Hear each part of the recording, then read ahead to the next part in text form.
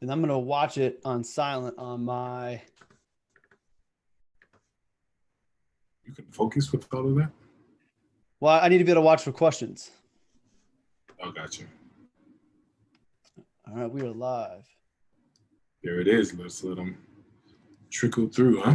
The funny thing is going to be getting smooth on the intro, like to come on Yeah. in and then be right into greeting everybody. There we go. All right, so we'll give a minute or so before we get in, let some people join us for a moment, and then obviously on the podcast, podcast version, I'll cut this part out. Yeah, on my podcast or the town hall, I was like saying hello to people that I recognize. Yeah, I plan on doing. I think a more fun way to do the podcast is to make it less podcast feely. So Yeah. if I see people that question that I recognize, shout them out, and then bring their question in. Mm-hmm. All right, so it is 1:00. So we'll be punctual. Make sure that we train the audience going forward to be punctual as well. So welcome to the very first Advisor of Tomorrow podcast live. I'm excited to be joined by my good friend Desarte Yarnway, and we're actually going to have him do a quick intro in a moment, just in case somebody out there doesn't know who he is. These days, I don't know if that's possible. Investment News, 40 Under 40, founder of Berknell Financial. The list goes on. But before we do that, I just wanted to give a quick intro to the new style, new format of the podcast. So somehow, thank you to all of the listeners out there. The Advisor of Tomorrow podcast made that U.S. News and Report top financial advisors podcast. And that gave me the kick in the butt that I needed to get back and do it more regular. So every other Friday, beginning today, with the exception of next Friday, I have a bonus episode with Nina Marie Jeffrey to talk about branding. We're going to be doing this 1:00 Eastern. Have my guests. We're going to do it live. If you can't watch it live, you're an advisor, you've got clients to tend to, they come first. Don't worry. This will be on YouTube. You can replay the video, or it's going to go out on the podcast on Apple Podcasts, Google Podcasts on Monday. So there'll be plenty of opportunity to replay, listen to it again. But I thought rather than always do the Zoom recording, put it out later, let's just do it live with the hope that as time goes on, we get a bigger audience live. So Desarte, sorry, you have to come join me when it's probably going to be a smaller audience. But I've got it up live next to me so I can look for questions. And rather than this be you and I talk about everything we want to talk about, incorporate what the audience wants to hear as well. So with that, got to get record to the cloud. All right. So with that little intro, Desarte, just in case people don't know who you are, again, I find that hard to believe. Give us your quick rundown of your story real quick, your firm, what it is you're doing. And then we're going to dive into this conversation about using the client experience to create a community for our clients. And the funny thing is you and I don't think have actually talked about that's what you're doing, but I can see it. I know it because that's what I'm doing as well. So I'm excited to have this conversation, but real quick, give everybody the rundown of your story. Well, Justin, thank you so much for having me, first and foremost, and thank you for allowing me to be the first guest on this live Advisor of Tomorrow experience. That means a lot. Again, my name is Desarte Yarnway. I'm the founder and managing director of Berknell Financial Group, a full-service independent firm based out of now Princeton, New Jersey, I guess we can say, right? Mm-hmm. I've been running my firm for going on 5 years now. I started at the age of 24. We do everything from financial planning, investment management, tax preparation, and full-year tax planning to now estate planning via our partners at Helios Integrative Planning. Love the work that we do. I think that my whole mission for this thing was to take the information that was usually reserved for those of higher net worth and affluence and giving it to the people that I felt needed it the most, right?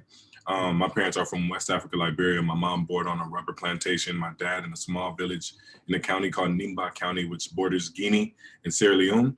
So to them, they were the epitome of the American dream, in the sense that they came, they bought a house, they raised their kids, they gave us the opportunity to kind of run the race, right? But had they known everything that I know through, learning about financial planning, learning about the way that this thing works, perhaps they could have took it a step further. And that's what I want to make sure that, professionals and families are equipped to do through working with Berknell Financial Group. So Justin, thank you. Congrats to you for all the success that you had, right? 40 Under 40 podcast content for days. I just want to say that I look up to you as an advisor and as a big brother as well. So I appreciate you. Well, I appreciate you as well. We'll continue the love fest just for one more moment. Yep. We've been meeting regularly for a while now. I was humbled at one point. You asked me to be a mentor, and very quickly the mentor became the mentee in our conversation. So I feel like now it's no longer mentor mentee. This is just two friends talking about business, pushing each other, learning from each other, and moving forward. So I'm excited to have you be my first guest. It won't be the last time you're on. We've Sure. collaborated before, but let's dive into this topic because I'm real excited about it. Yep. I don't know if a lot of financial advisors are thinking beyond just the regular client relationships that we have. Financial planning, investment management, building that trust, building that relationship. And that's very important. But I think going forward, clients may be looking for more and they may not know they want it yet. But as more and more advisors like yourself start doing some neat things to enhance the relationship that they have with their clients, clients may be looking for that. Because the reality of it is with our profession, a lot of what we're doing, technology can do it for people if they have the desire to go do it. If you want to seek out a retirement calculator, you can find one. If you want to find a robo advisor to manage your investments, you can find one. Not to say that we don't have a lot of value to our clients, but those little things that were always what we hung our hat on are becoming easily outsourced and not as valuable for what we do. Now, I don't think any technology is going to take away from the conversations we help our clients have, the decision making, the emotion side of things. So I think that part of our profession and our job is secure. But why can't we do more for our clients? Why can't we take it a deeper level beyond just retirement and college planning and buying homes? Why can't we help enrich our clients' lives and help them find deeper meaning and live a better life, which is what I think you're trying to do with your efforts at Burknell. So real quick, tell me about what your vision is for the community you want to build for Burknell. Great question. I worked at 3 different firms. One was an independent firm, one was a brokerage, one was a big bank. At these firms, I kind of took the best of each thing, right? And I tried to create the best firm that I felt like could exist, right? A super firm. I studied project management in school. I thought I was going to build like stadiums before getting into financial services. And as you engage in a project, right, there's different pieces that take shape, right? You need the architects, you need the construction workers, you need all these different pieces to make this project come to life. And I think for financial planning, we usually have advisors that focus on one of those pieces. I wanted to build a firm that we could handle all of these pieces of the plan for you, right? So that's going to be the roadmap, which is the financial plan. And as you look at the website, Justin, as we talk about, I call myself the chief wealth designer, right? In the sense that we're designing your wealth or helping you design your wealth. So I wanted to take the financial planning, the investment management, the tax prep and planning, and the estate planning and kind of roll it all into one. Now, one can say that investment management or the advice is commoditized. I know one thing that's going to be unique to Burknell Financial Group is the experience of the community, right? You cannot get that anywhere else. And that's something that I wanted to make. That's a part of me. Like I said, my parents are from West Africa, grew up in small villages, and in a village, right, you're tight. Everybody's watching each other's kids. If the kid does something, somebody else's mother might reprimand them, right, on behalf of the parents. Like, I want my community to be that close-knit in a sense that they feel like this is worth the cost. This is worth the relationship, right? And just have this like loyalty factor in it. So for me, I knew that being young at the time, right, 24, being African, and just being like an anomaly in this space, I wanted to provide something that was unique to Burknell. And I think that through our content through our experiential learning, which is going to be like things like the Burknell Town Hall. Before I would do like happy hours and things in DC, all of these things you can't get anywhere else. And I think that is part of the glue that keeps our client community together.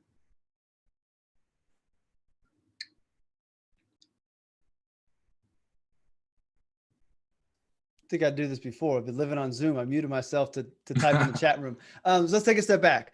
Client experience. I think that there will soon be 2 distinct definitions of the client experience. Client experience traditional has been the software we use, technology that helps us do things. It's coming in, the frequency of the meetings, very, very important. That can't be lost. But then the next client experience, I think, is what you're building with the town hall. It's enriching beyond those financial components of what we do. So real quick, talk to people listening and watching. How important is the first client experience? Making sure that clients feel that they are in a trusted relationship, leveraging technology to make things seamless for them. Let's talk about that experience first, and then we can dive into the more meaningful experience that I think takes it to the next level. So in order of priority, that client experience is first, making sure that the client is able to do things efficiently, right? Able to know that you're reliable, able to know that you're competent, right? And they're able to know that they can trust your decision making. That comes first. I think that the second client experience, though, is what sets you apart from other advisors, right? Because a lot of us have the same credentials. We study the same thing, right? But this second client experience is going to be the reason why they feel like your cost is justified, right? And that you're going to pretty much rise above your peers. So, give you an example. Why do people pay the steep cost of going to CrossFit? The community. They have this community, 100%. right? And they're like, okay, they can go work out at 24 Hour Fitness, LA Fitness. They can pay $30 a month or whatever the case is. But this experience of community and this experience of being a part of something, humans yearn to be a part of something, makes it worth the premium, if you will, right? So I think that second experience, and even if you're not going to charge more or whatever the case is for that, I think it makes just relationships sticky and worthwhile. Like my clients are now doing business with my clients. My clients' kids go on play dates, right? So this community, which is the Berknell client community, has transcended even what I thought it would be. So I think that the first client experience is the most important. As you mentioned before, there's going to be technology and things that make it a little trickier for us to really stand out in that degree. But this second one is, I feel like, something that you can't replace and is going to be something that's unique to you and your firm. And it's also an extension of you, right?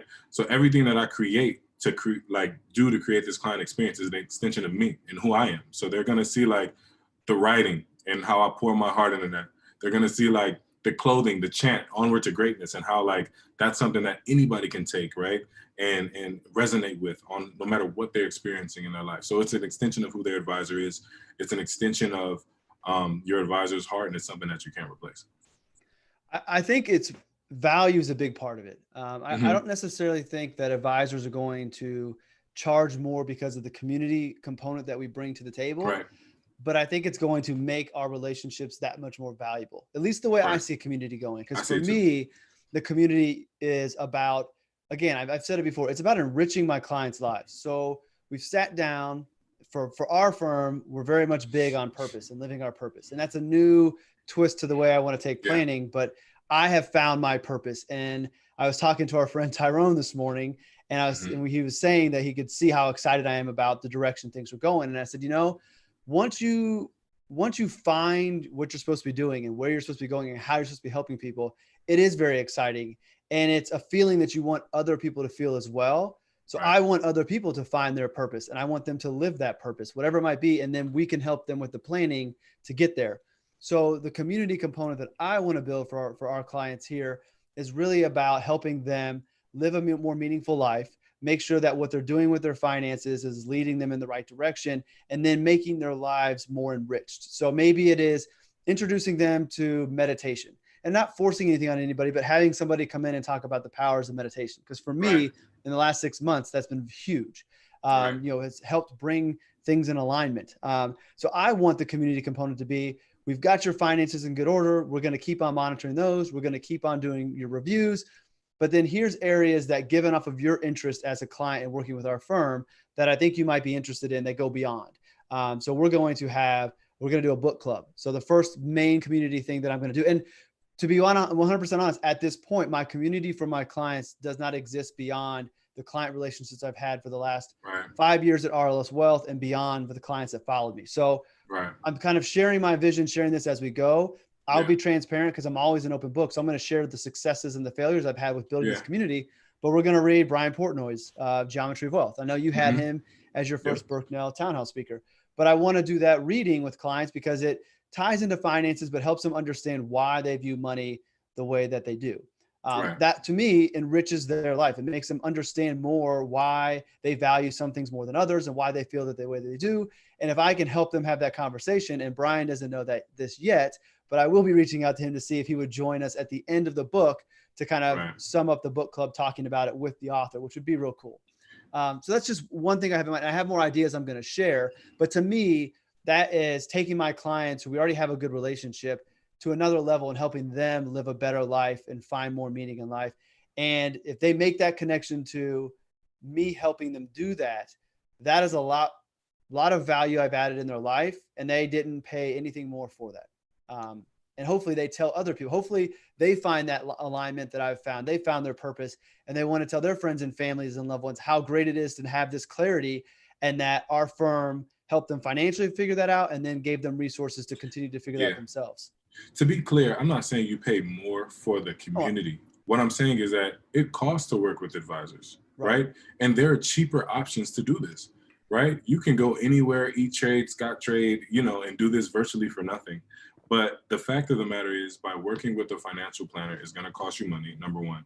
And number two, I want to make sure that you feel like you're getting the value from this money, as you said, right? That you're spending to work with me. And I think that the community component does that. The community component builds that value, and then they get to know you as their advisor a lot more.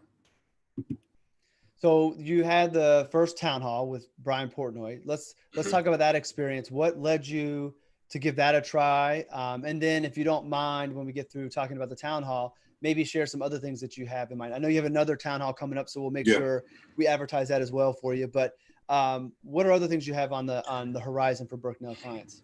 Yeah, so I guess this is a good time to say that Emily Miles Manley and I, we talk virtually every day, right? And we bounce ideas off of each other in terms of how we want to attack this thing and stand out. So the town hall idea, kudos to Emily, was something that we talked about together, right? And saying, hey, we should do this. We should have an exclusive event for our client communities, right? The reason being is we as advisors put so much content out there, you, Justin, me, and what I do. We put it out there for free, right? So anybody can read it. But what about these people that tune into us and talk to us about their plans and trust us with their financial lives, right? I wanted to do something specifically for them and saying like, hey, we appreciate you. Here's more value by bringing a professional or professional athlete to talk directly to you. Only people that are allowed in, I guess you can say, to these town halls are friends and family members of our client community to say, hey, well, my advisor is doing something. You should come because it's a good experience. So that's kind of like the general setup of the Brooknell Town Hall. I think that it's, again, a value. Brian Portnoy is amazing in terms of being an investor and a psychologist. And I think that a lot of our clients are trying to figure out what it means to live a joyous and full life, right? That's pretty much everybody's mission in this thing. How can I make my life more full? How can I feel good about the direction that I'm going? And I thought that he was the perfect person to kick it off. I plan on doing this every other month because I know that my clients are busy. I know that they have kids. I know that they have lives. I know that we're in the middle of a pandemic and things are hectic right now, right? The next town hall will be August 12th. We'll have Justin Forsett, who's a former Pro Bowler, running back for the Baltimore Ravens and a host of other teams. And he has a business that he started called Hustle Clean. I'm not sure if you've seen it, Justin, but it has this product called Shower Pill and some other products. They're in Target, Walmart, Amazon. He was on Shark Tank, I think like last season or a couple seasons ago. And he's going to talk about how he kind of built this idea, especially after playing football, right? So I think that this is just value. And then they get to meet people that otherwise they wouldn't have met, right? So I think it's a cool thing to do.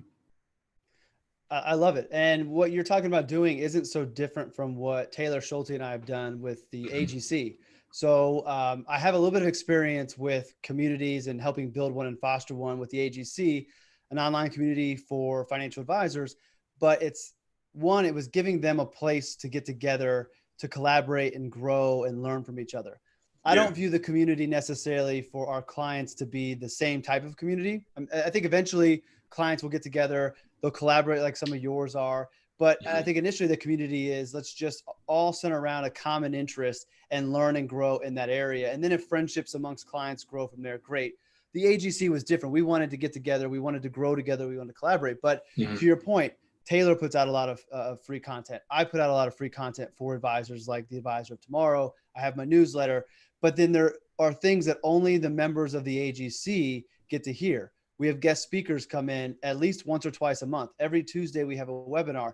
Everything's recorded. It's all archived. We actually set up a private podcast, and it's for the community only. While we still put stuff out to educate everybody, there needs to be something exclusive to the community. It needs to make the community for the community to have value and be special. There has to be something exclusive to it. And for advisors, you don't have to necessarily set up a Mighty Networks page or a Facebook page like we've used Mighty Networks, but Facebook other people use. You could Mhm. even establish a community environment early on through an email campaign. So the Advisor of Tomorrow newsletter that sends out, it's free. Anybody can sign up for it, but there is content that I create that's only on the newsletter. You won't find it on a blog. You won't find it on a video. You won't find it on a podcast. If you want that part of me, you've got to go to the newsletter. And I never would have thought an email would allow for a community feel to start to build, but in just a few months, there's engagement in the newsletter. And I think you could do the same thing with your clients. Again, having unique content specific for them to let them know that you're going above and beyond for them and not doing the same thing you do for everybody that's not a client. I Yeah. also think it gives your clients something excited to tell their friends. People talk about money and finances and, oh, I can't come to this because Desarte has, a former football player coming to talk to us. I really want to hear that. Your financial advisor is bringing in a guest speaker that you can't hear anywhere else. That's pretty cool. And then that just sparks conversation. So that's a way for us to differentiate ourselves in the way that we serve our clients. The way that I look at this, Justin, and if I'm being candid with you, is saying, hey, if everybody is getting this, what I'm paying for free, what's the difference? You know what I mean? What is the difference? And I've asked advisors that, and I've had some great feedback, putting it out there on Twitter. Scott Frank, who I admire, right? Just different people are like, you're the difference. You don't have to do anything else because they're working with you. And I believe that. But if it was me, I would say, well, I'm working with him, but is there somebody like him that I can get this for cheaper? Or is there something else that could be gained here? I'm such a competitive person, not with anybody else, but with myself. I want to make sure that I'm I saw your stretching tweet the other myself. day. Yeah, I'm stretching myself to do my absolute best for my clients. And I think that they see that, right? So when they say, hey, if they tell somebody else, or if they're just looking at their expenses for the year, I want them to be like, working with Desarte was worth it because of this. We've changed our financial position, right? We've been able to have amazing conversations, not only with Desarte, but with the guests that he's brought on. We have a plethora of content that he's given us every week, every month, what have you, right? And I've been able to gain friends, partnerships through just being associated with this guy. And I think that by doing that, by giving the people not only the opportunity to design their wealth with me, but the strengthen their social capital outside of me, that's an experience that they'll be committed to for a lifetime. So, yeah, I think community is a way. So much so that I don't really like calling my clients clients. Mm-hmm. I just you're a part of my community. Of course, I'm gonna send you a shirt, or if I have an extra book or whatever the case is, no problem, because they're that dear to me. And I think if advisors lead with that mindset, there's no cap or no ceiling for how far that they can go. The idea of community for clients came to me about a year ago. So this was before AGC. If you go back to see what I was tweeting about and writing about back then, I had tried to force a niche of working with entrepreneurs, which I do love working with entrepreneurs, and that they will fall into the new brand that RLS Wealth is talking about and working with. But I created a podcast, I created a new blog, and my goal, the ultimate vision for my clients was that I wanted to build a community of entrepreneurs in Indianapolis and the surrounding areas, that if you were an entrepreneur, you wanted to be a part of this community. And the gatekeeper was you had to be a client of RLS Wealth. Yes. And the big long-term vision was wherever the firm ends up being housed in the future, I wanted to buy the building. And I wanted to turn part of the building into almost like a co-op or just a place that my entrepreneurial clients could come work from for free, being one of our clients, and engage and collaborate. And ultimately what you're seeing with some of your clients, I would have loved to have seen two entrepreneurs that I worked with get together in our little co-op area and then start a new business together, all because of working with our firm and then the connections that made from it. And obviously I put it on the back burner when the AGC came about, and I've realized, okay, community is still part of what I'm going to build. It's still going to be with entrepreneurs, but it's going to be entrepreneurial advisors that I'm building for, and go from there. But I think that as an advisor, and this is where I wanted to go to next, I think if you have, this is another cause for a niche. If it could be a profession, it could be an age, it could be a mindset. But if you have a niche that is the center force for all of your clients, I think creating a community is a lot easier because you can center the content, you can center the enrichment around whatever that might be. So if it's retirees, it could be, how do you live a fulfilled retirement life? How do you instill values into your grandkids? How do you make sure that all of this money you have doesn't go to waste, and enjoy yourself in retirement, and bring in resources that have nothing to do with IRAs and 401ks, but more about making an impact and reaching those goals. Same thing with entrepreneurs. You can do the same thing. So I think that this is a good opportunity to go double down on your niche by making a community for those clients, if there's that common thread. Yeah, I want to go back a little bit to what you said though. You talked about how you saw yourself buying this building, right? You saw yourself having a co-op of entrepreneurs, right? That hopefully one day would work with you, but work with each other and start a new business, right? I think that's the key right there. For advisors that are trying to figure out how to capture an audience or where they want to go with their business, you have to first visualize it.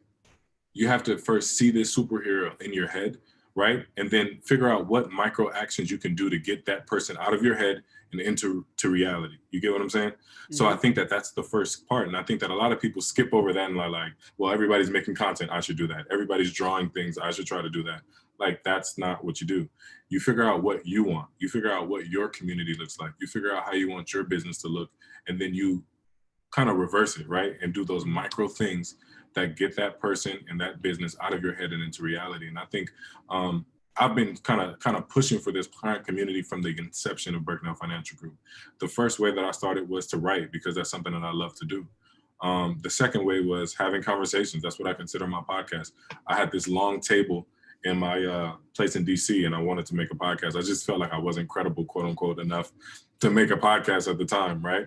But I was like, I'm going to make a podcast. And slowly I started creating these things that allowed me to gather a community around it, right? So visualization is key. I think you're doing the right thing. And I think more advisors need to start there as they think about where they want to go with their business. Let's continue down that path. If thinking of helping other advisors build a community, they buy into this concept of doing more for their clients and providing more of a deeper relationship. What else should advisors be thinking about when it comes to building a community for their clients? They should be thinking about who they are, number one, because I find that a lot of advisors, and Justin, I've even sent you people like, hey, this person, you should talk to them. They're trying to think about how they can create their social media strategy. Your social media or content strategy is not going to work if you're just doing it to get clients, or if you're just doing it because you think it's the fad thing to do, right? Who are you? I like to write, so I write. You know what I mean? I love having great conversations, so I have a podcast. But if I hated those things, I would not sign up for those things. So as you think about building your community, what are some things that you like to do? I mean, people play golf, people watch basketball, people beer taste, whatever the case is, right? But you have to do things that are natural to you. And you can kind of build your community around those things, right? Then it doesn't feel like work. It just feels like another thing that I like to do, that I love. So I think that that's where you start, is like, what are some things that I like to do first and foremost? And let me try to see if I can get people to rally around this thing. So I think that's number one. Number two, think of themselves in the client seat. What is one subscription or one club or organization that you're a part of that you really value? Right? What are they doing that you really value? Paying this yearly cost or this membership fee, right? If you can think about that in the perspective of your clients, now you're able to say, well, hey, if I do this, I know that they'll feel good about this cost, right? We all have things that we value, and we've all cut subscriptions to say that, hey, I'm not using it enough. I'm not going to the gym. Why do I have this? You have to think about it from a consumer standpoint as well. So if you can do those two things, I think you have a good starting point on how to, or what direction you need to go in to make your community. I think another important thing to keep in mind is that whatever you decide to offer to help foster the growth of this community, and I think fostering is what it needs to be thought of. It's not something you say all of a sudden we're a community. It's something that will just build over time, and then you'll start to see it form. But whatever you bring to the table, it needs to be for the benefit of your clients. It needs to be to enrich their life, not just to be, I provided this. So it's cool to have these cool experiences or try to think, but really figure out what would be meaningful to my clients to help them on their journey, and then bring that to them. And then obviously like listen for feedback and adjust as things go on. And don't be afraid to try things, because sometimes things may flop, but you should know your clients well enough to know what interests them You also probably know what their fears and concerns are. And if you can bring some outside of finance topics or exposure to different people to help them address those fears and concerns, then that's pretty meaningful as well. So I don't think it always has to be like speakers and big experiences. It could either be just, references. It could be articles. I envision my community eventually having a Mighty Networks. And Mighty Networks for RLS Wealth clients is completely voluntary. Nobody has to subscribe to it. It's just there.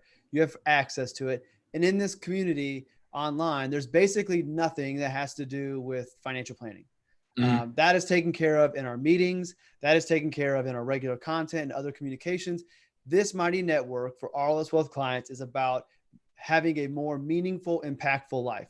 So it may be having Tyrone Ross come on and talk about giving, because who talks about giving better than anybody else? And who else can light a fire under people to do so than him?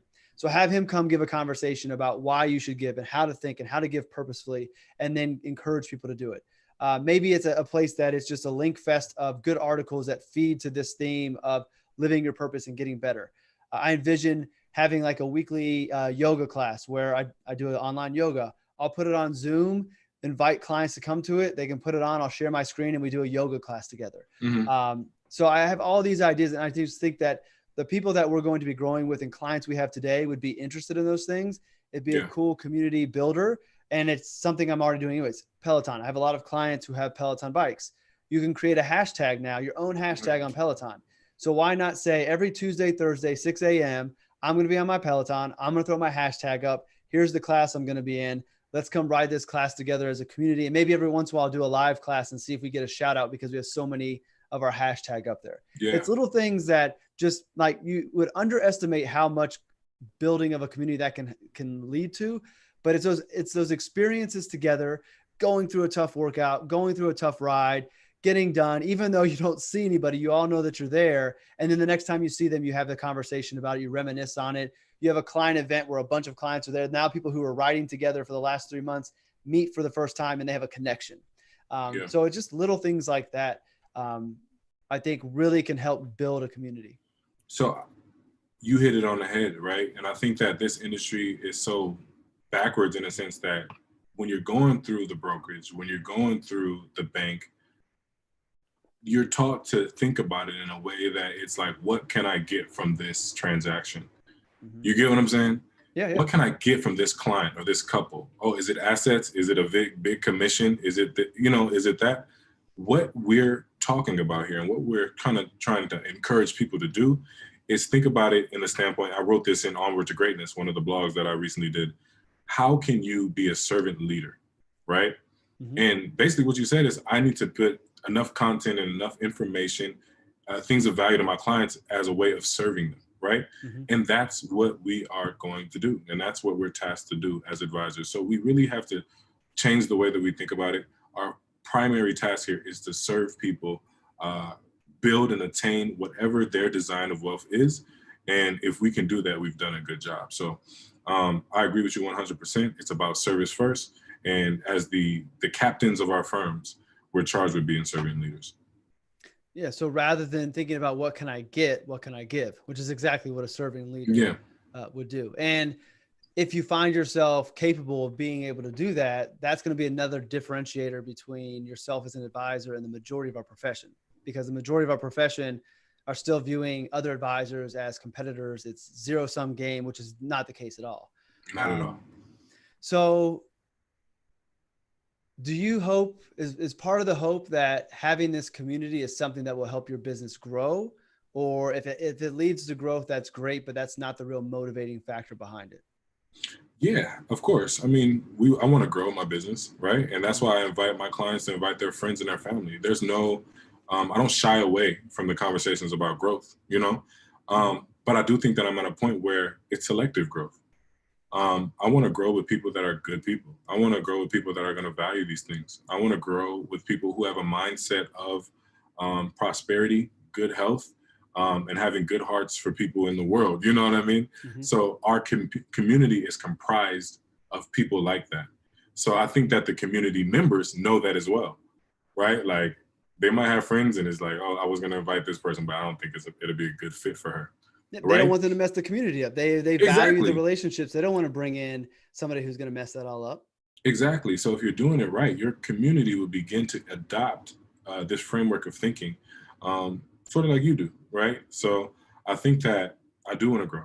I do think that I want to grow. I want to grow in the right ways, and I'm okay with passing up on clients if they're not going to fit um, just this mindset of abundance and this mindset of growth that we have. Now that could be different for somebody else, but for me, I think selective growth is something that is a priority and is a big reason for why we want to serve our clients so deeply. I think it's okay to want the community to eventually lead to growth, but Hmm. I don't think, actually, I'm not saying I don't think it should not be the reason you start it. I'm a big believer in you do things for the right reasons. The right reasons Absolutely. is the right reasons are to help my clients live a better life, learn more about themselves, grow, and become better. The byproduct of that is they enjoy it so much they want people they care about to have the same experience that they share it. I 100%. agree. I also think that, like you said, I think they're going to avoid bringing in people who will not be a good fit because you don't want to bring toxicity into a good community. Exactly.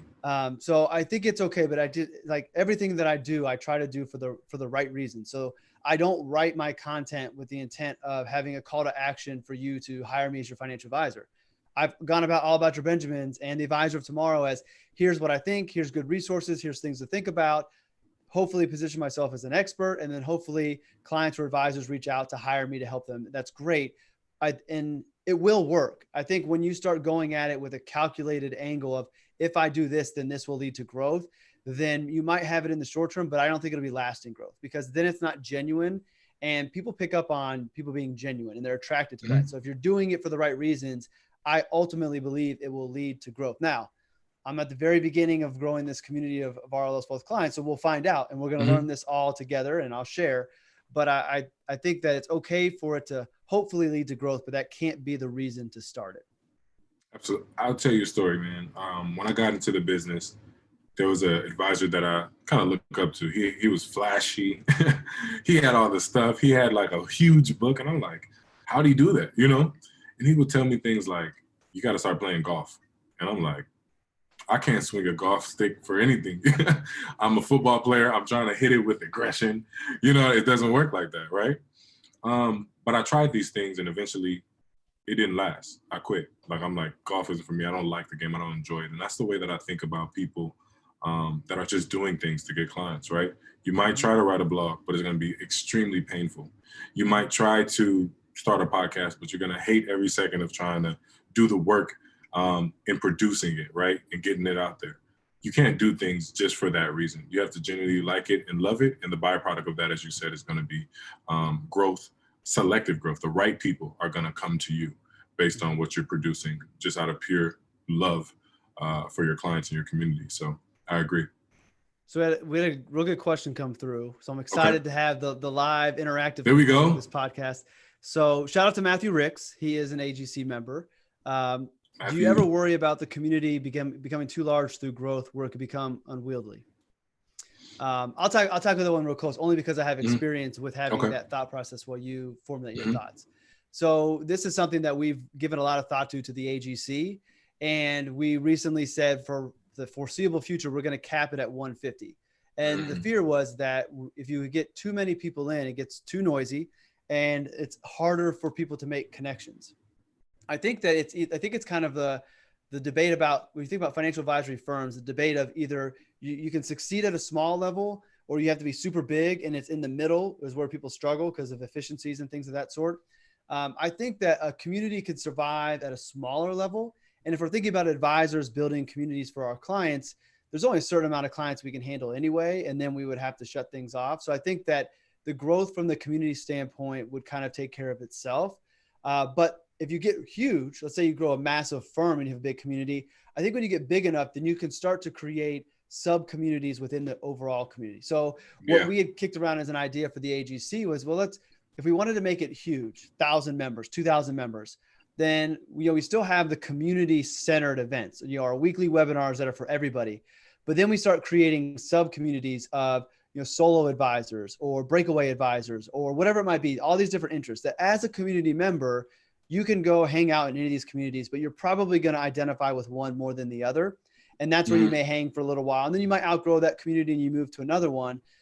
My fear was that people would miss out on other conversations in other areas that would be very valuable to them because of the size.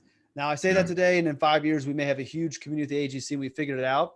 But I think that size could become problematic. But if we're thinking of advisors and their firms, there's going to be a capacity issue anyway that I don't think the community could get too crazy because it's too big. I think the risk is you have toxic people who find their ways in the community. I mean, a prime example of how that could happen is, the political landscape today. You could have this great community and it would only take one or two people to come in spouting off nonsense that's going to make that community not as much fun, and people may not want to be around it. And I don't know if it could even lead to people leaving because they might think that you identify with that advisor. So there are risks with the community depending on how you set it up. But I think the size component of it will kind of take care of itself as you grow and hit capacity for your planning practice. Because remember, the community is secondary. You got to take care of everybody first. It's great to have this fun community, but if you're blowing up plans, not being responsive, not doing the things you're going to do, just like as we create content, that has to be after we take care of our clients. If you're building a great community, but the planning work stinks, that community is not going to grow anyway. I agree with you. That was a great answer, Justin. All right, another question. What are your thoughts on community consisting of prospects, non-clients as well, knowing they may never become clients, but could still be a big supporter of your service and connect to you to others? I have a thought, but you go first. That's exactly why I have my clients invite their friends and family, right? So they can experience a bit of what they might get by being a part of the community. I think that in this world of what can I get, I don't have any expectations for people inviting their family or friends. I have a whole list of friends and family that came to the first Burknell Town Hall, and I haven't contacted any of them yet. And I think that's just the spirit of the community, right? So like I said before, it's fine to me. What do you think? I think that opening up the community sometimes is a good thing. You want people to get a taste. And I have a book I'm going to recommend at the end that actually, I read this after we got started, and it really gave me a lot of confidence in what Taylor and I were building, because a lot of what we had been doing intuitively, that this book suggested we should be doing. But there were some other things that they suggested. And one of them was opening up the community from time to time, letting outsiders get a feel for what it's like to be in there. What are they missing? But then closing it off at other times. So what I would recommend is have events like the town hall, or have events where friends and family can come. Have events that are just open to the public. Hey, we're doing this month's town hall is so great. We're going to open up to anybody. You don't have to be a client. You don't have to know a client. Come on in.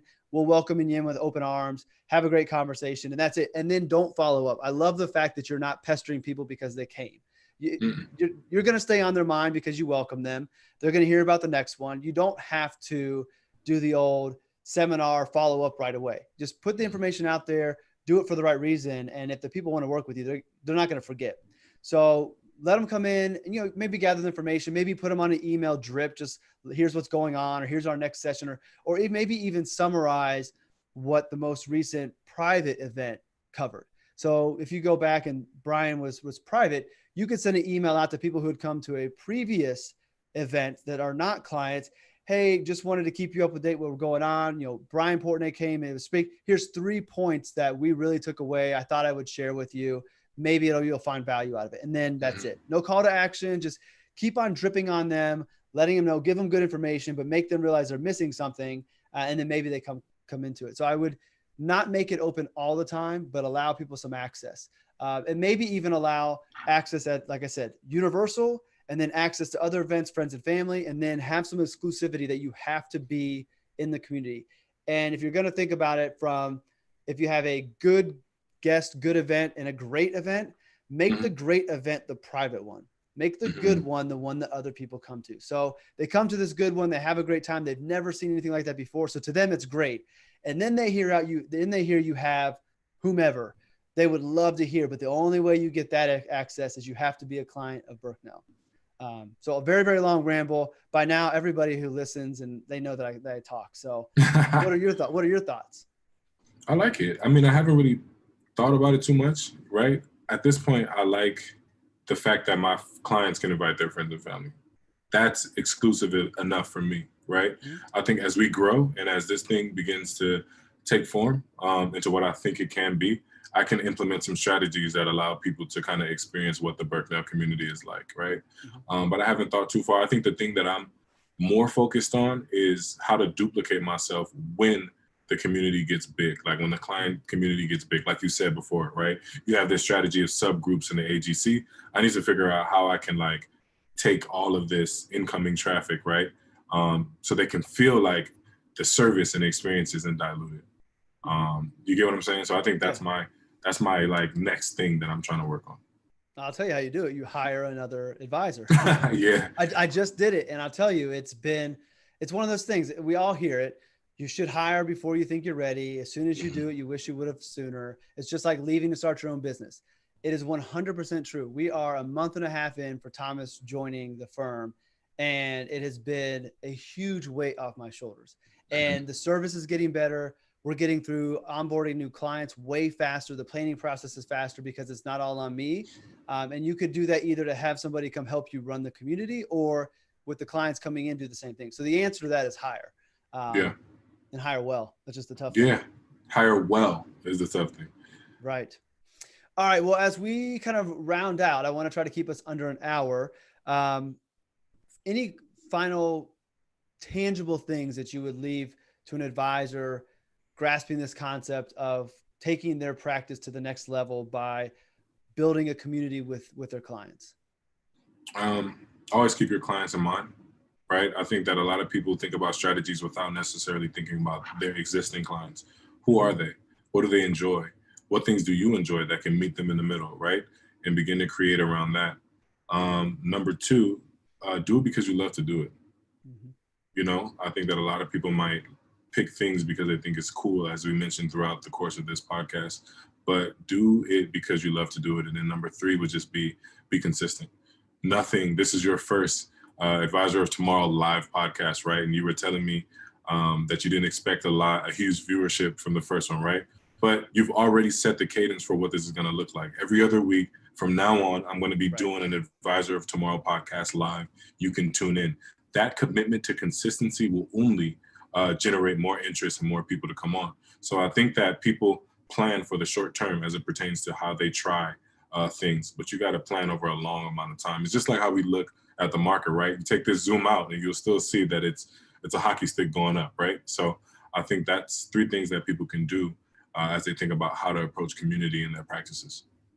The one tangible thing I would leave is the name of the book is The Art of Community, 7 Principles for Belonging. I'll throw this in the show notes over on the Advisor of Tomorrow blog. It'll also be in the show notes on YouTube. But this book I thought was phenomenal. And like I said, I started reading it after the AGC was maybe 4 or 5 months old. And I think Taylor and I were very lucky in that the way we intuitively thought about growing the community is what this author who successfully built communities before talked about doing. And it all centered about a lot of the stuff that we thought about before. One of the takeaways from it was allowing access to the community to outsiders. And then other things like delegating some of the responsibilities of the community to community members. So that would be another way that as your community grows and it's really forming, if there are clients of yours that are, very involved, allow them to take some ownership, allow them to lead the book club instead of you always having to be the one to lead the book club. Because if they have ownership in the community, that just makes the community even stronger. Now, working with clients and finances, I don't know, depending on how your community might end up looking of clients, that may or may not be something you can do. But The Art of Community, 7 Principles of Belonging by Charles Vogel, I thought was phenomenal. So if you're interested in learning more about community building, I think that this is phenomenal. And community building is a very big business. I mentioned we use Mighty Networks for the AGC, and I'll probably use that for RLS in the future. There are communities across the board in all types of professions. And it's because you said it early on. We as humans, herd mentality, we like to be around other people. We like to be around like-minded people. So that you have some commonalities amongst the clients that you have. Again, if you have a niche, it's even stronger. Build that community, build that unity of your clients around what their interests are and why they work with you, and then enrich them. I think it's the recipe for a huge success. For sure. So any closing thoughts? I have one final question for you, but any closing thoughts on your end about community and client experience? I think that's Good for me. I know that in regard to community in Liberia and in Africa, it's an African proverb that says, if you want to go fast, go alone. If you want to go far, go together. And I think that's something that I subscribe to as it pertains to the community and where I think we're going to go many, many years from now. So think about that as you decide to build your professional community, right? Your village at home, right? It's about togetherness. And I think that together we can do a lot more than we can do alone. The final reminder I have on community is it's exciting for me. It's exciting to think about do this. It'd be a lot. It's going to be a lot of fun. I'm excited about enriching the relationships, but don't lose sight of your existing clients, like you mentioned, and don't lose sight on your first and primary job of being the financial advisor. Don't let the quality of advice, don't let the quality of service, because that's part of that client experience. Don't let that suffer at the cost of trying to build this community because it'll be fun. Those things have to be the priority. And then as the little add-ons, you begin to build the community from there. So it's the same thing with content. We get excited about creating content, but you can't do it at the cost of the relationships of your clients and the trust that they already have in you. So they won't hate you for building the community, but they would hate you for building the community and sacrificing their financial stability. So don't lose sight on the relationships. Final question. What is all this onward to greatness about? I know these are the blog posts, and I'll link to the blog post, and then please plug your store. I've got an original Pay Me in Equity that is from your store, but I was hoping my onward stuff would be here today so I could rock it. But tell me about onward to greatness real quick, and then plug your store. Onward to greatness. I played football, as you know. In 2009 or 2010, I tore my ACL. So a lot of these tweets and things that you see are just me talking to myself. And in 2010, I tore my ACL, and one of the Facebook posts that I wrote was onward to greatness.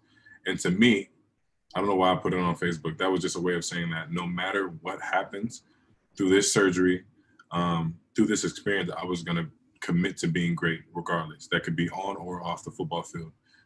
In that semester, in that year, like my grades were great. You know, I got in the best shape that I've ever been in.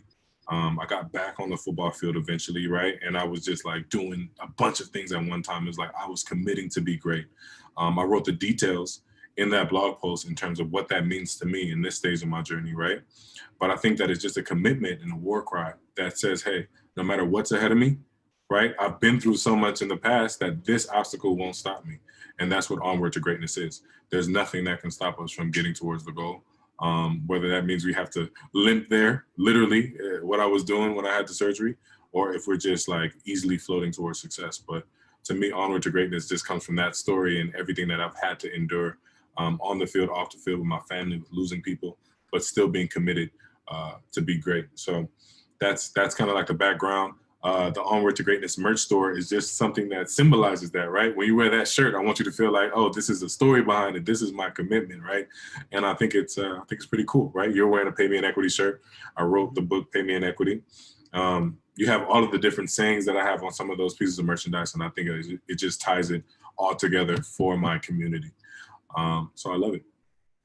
All right, I will link to that. And the part that's genius about that is you have people who are a part of your community, but an extended part of the community who are going to represent the brand for you, which will tie into the community even more. So I'll link to the store as well. The store looks awesome. So thank you. All right, Desarte, I appreciate you taking some time to talk about this. It's going to be exciting to watch you continue to build your community. Maybe 6 months, 9 months down the road, we'll get back together, revisit, and talk about the successes, the things we've learned, things we did wrong in building our community, because we'll have a number of events and things we've tried under our belt to just kind of continue the conversation. Because like I said, I'm at the beginning stage of doing this. I've had the opportunity to build a community before, and it's still building. Now can I recreate that with clients? I think it'll be a fun thing to do. I think it'll be good all the way around. So I appreciate you taking the time. I'll link to all your social media and stuff. Everybody's already following you anyway, but just in case there's somebody out there who isn't.